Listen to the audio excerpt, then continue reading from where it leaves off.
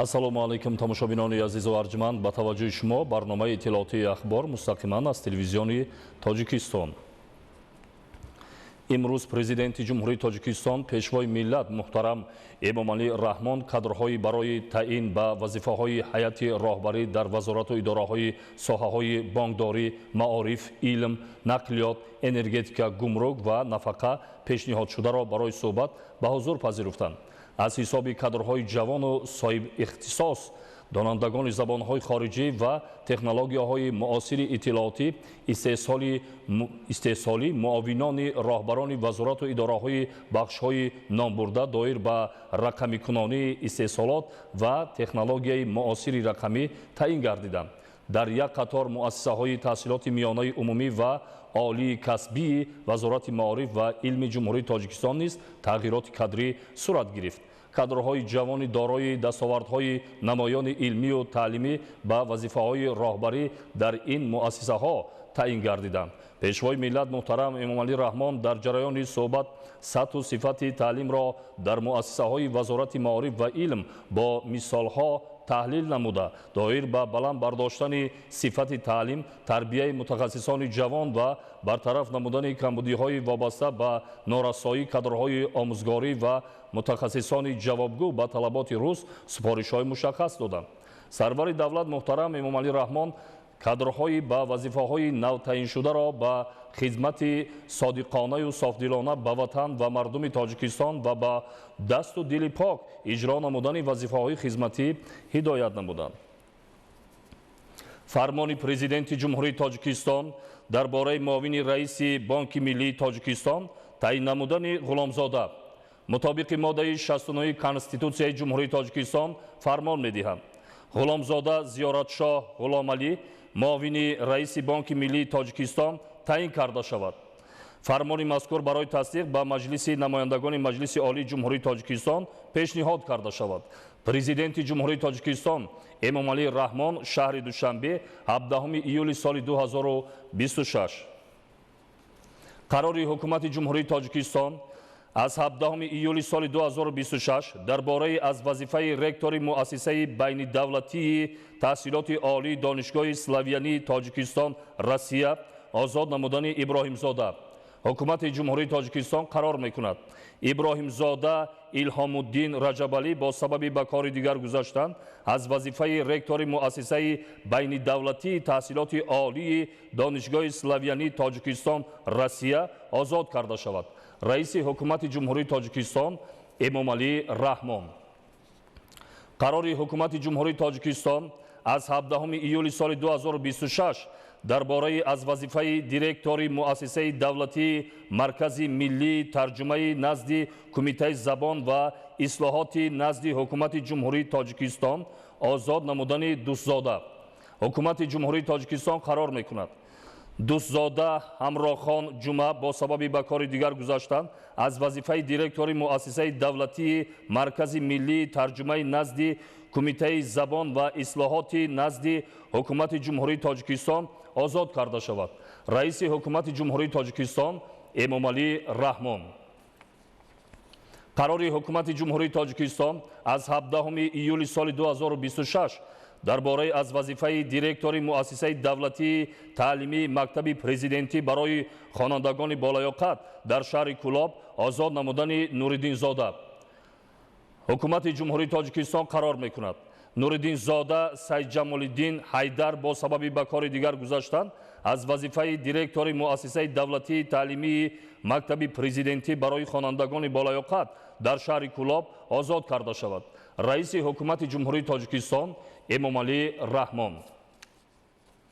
қарори ҳукумати ҷумҳурии Тоҷикистон аз 17 июли соли 2026 дар бораи аз вазифаи муовини директори агентии суғуртаи иҷтимоӣ ва нафақаи назди ҳукумати ҷумҳурии Тоҷикистон озод намудани Ҷалолзода ҳукумати ҷумҳурии Тоҷикистон қарор мекунад.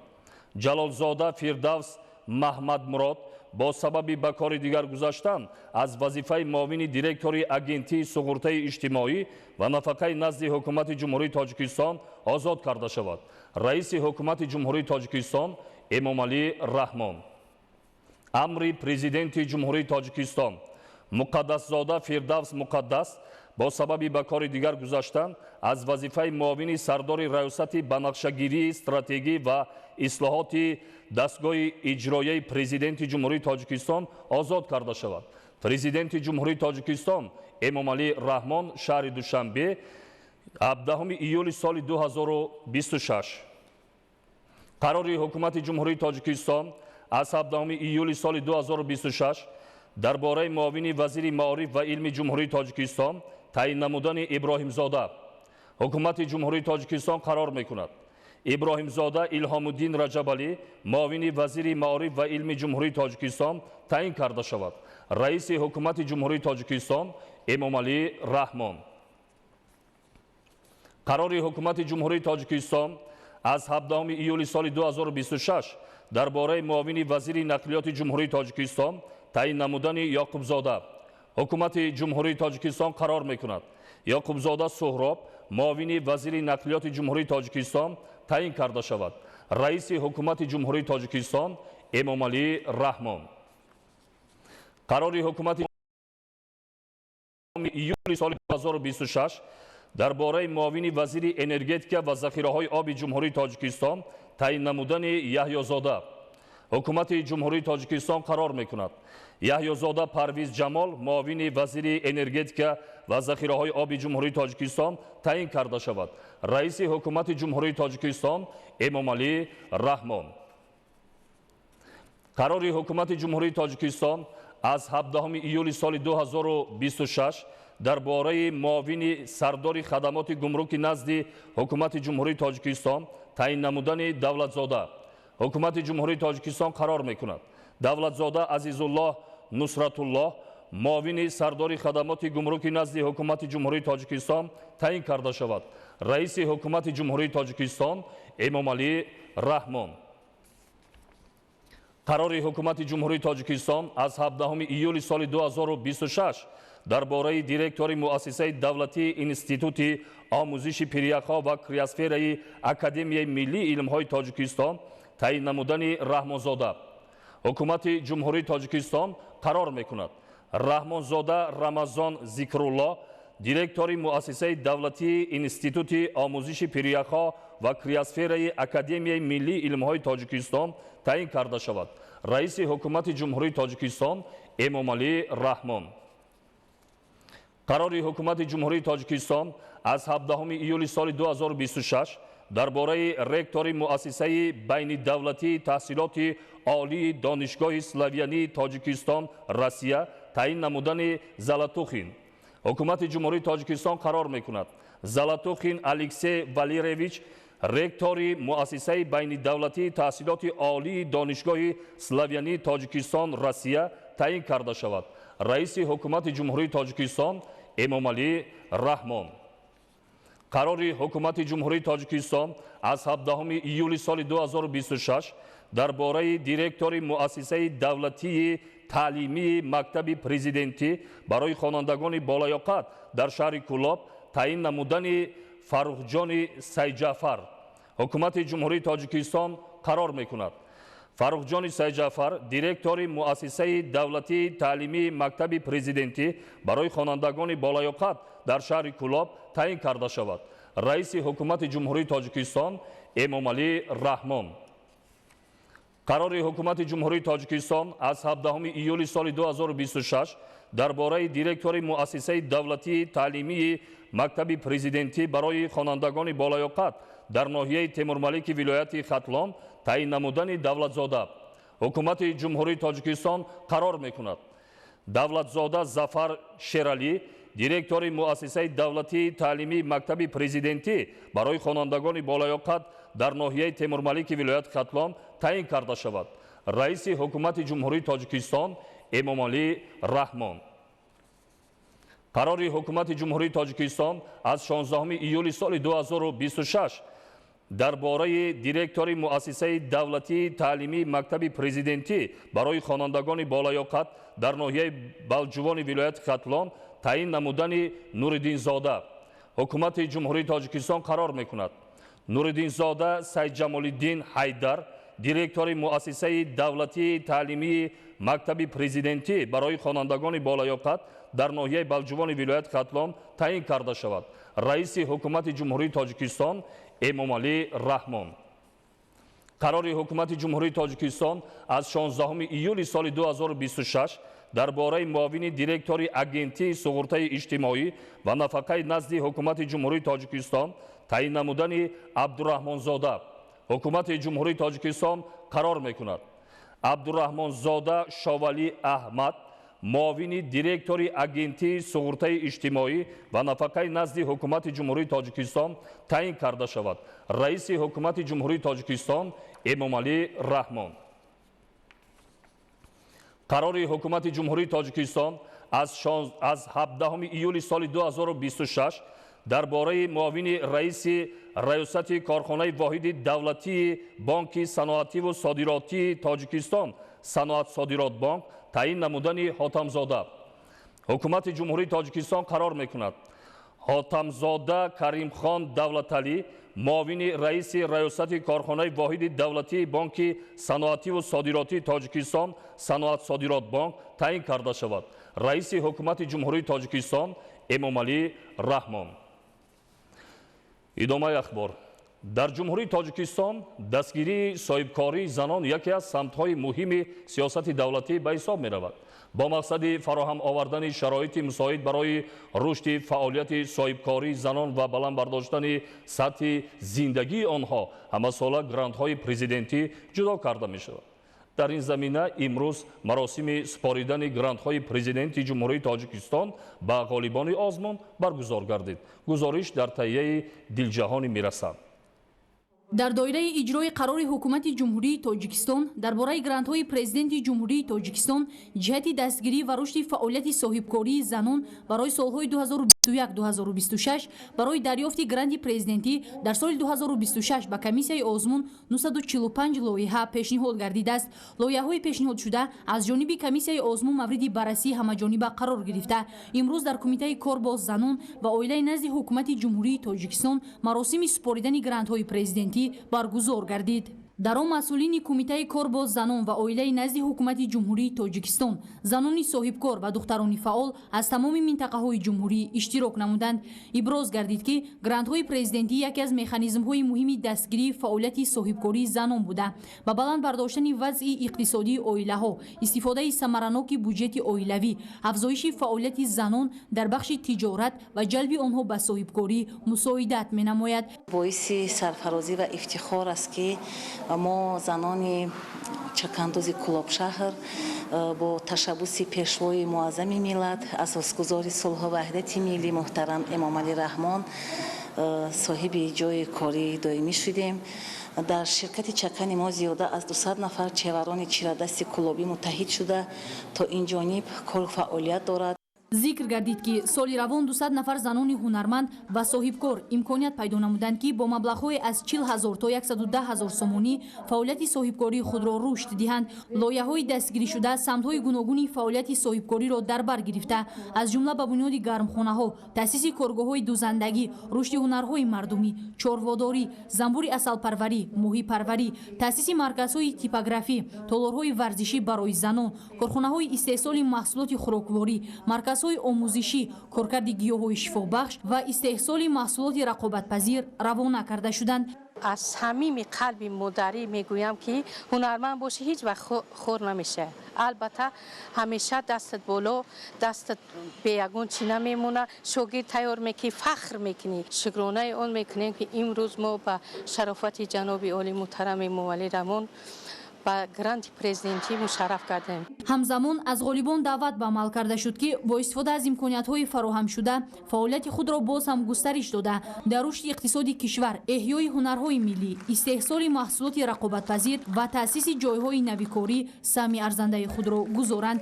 дар фарҷом иштирокчиён чунин иқдомҳои ҳукумати ҷумҳурии Тоҷикистонро омили муҳими дастгирии занон, таҳкими соҳибкории хурду миёна ва баланд бардоштани нақши зан дар рушди иҷтимоиву иқтисодии мамлакат арзёбӣ намуданд.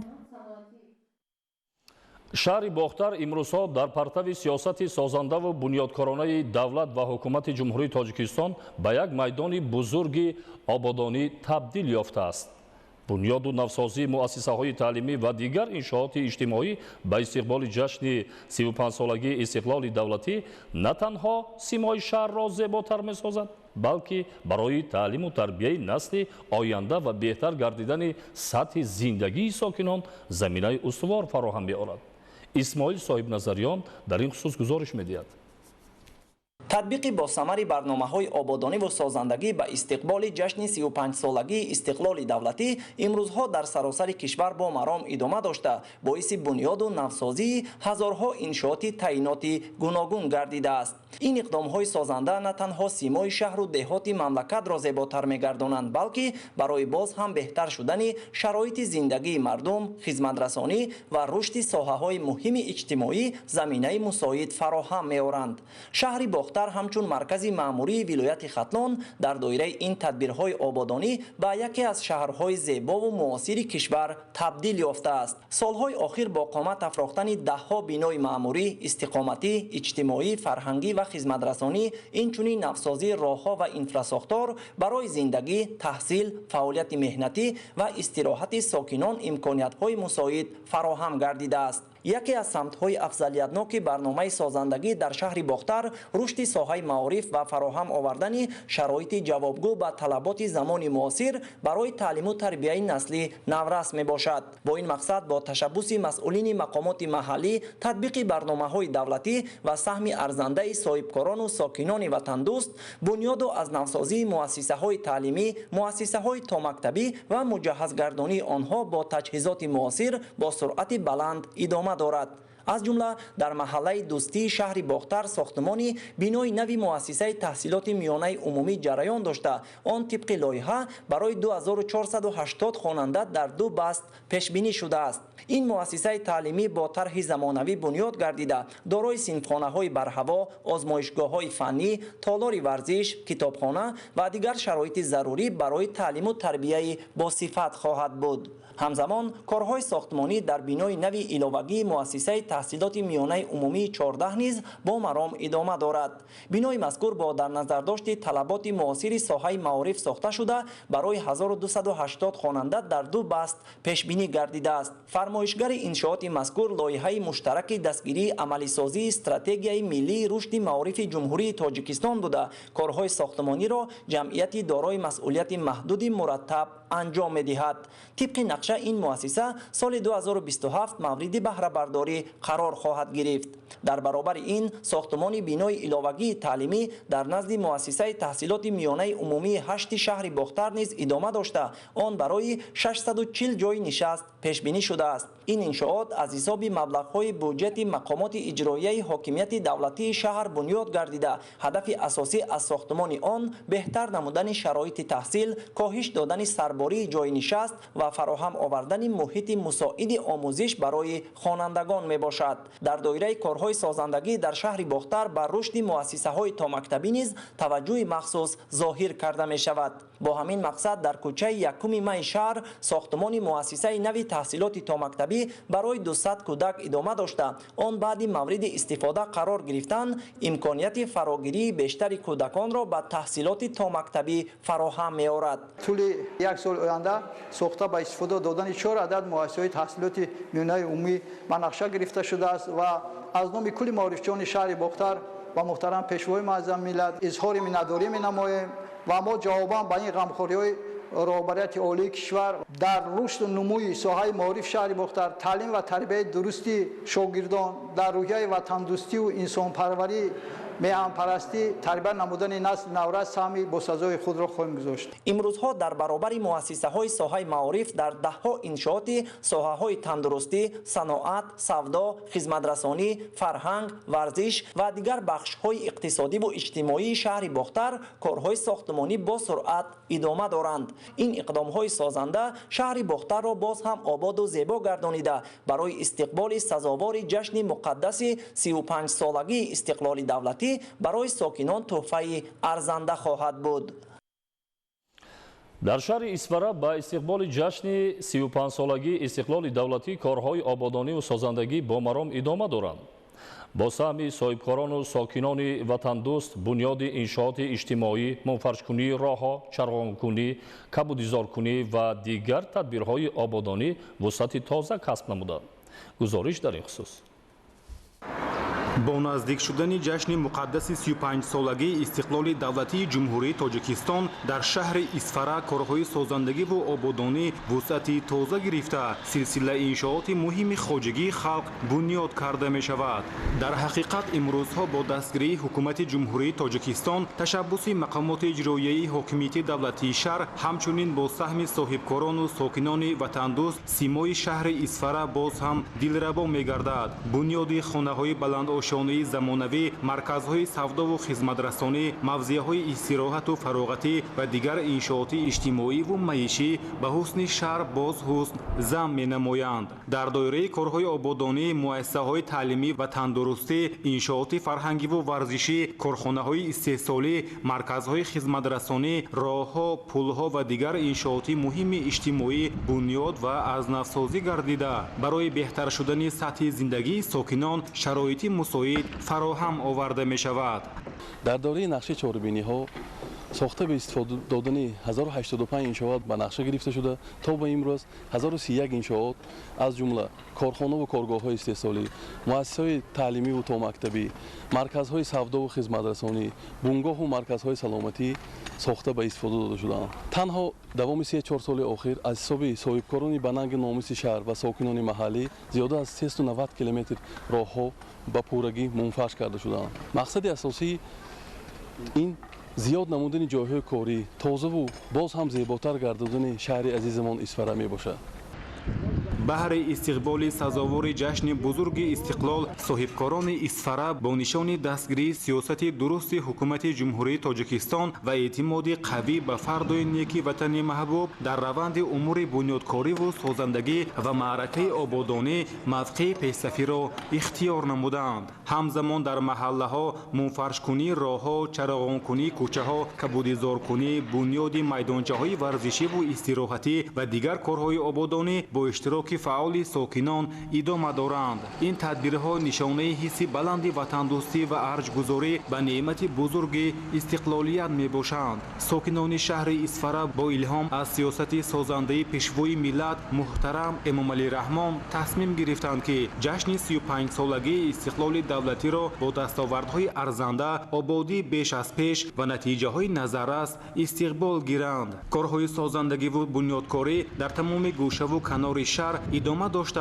هر یک انشاءات نو رمزی رشد استوار، آبادی وطن و زندگی شایسته مردم و روحیه بلند سازندگی مردم می باشد.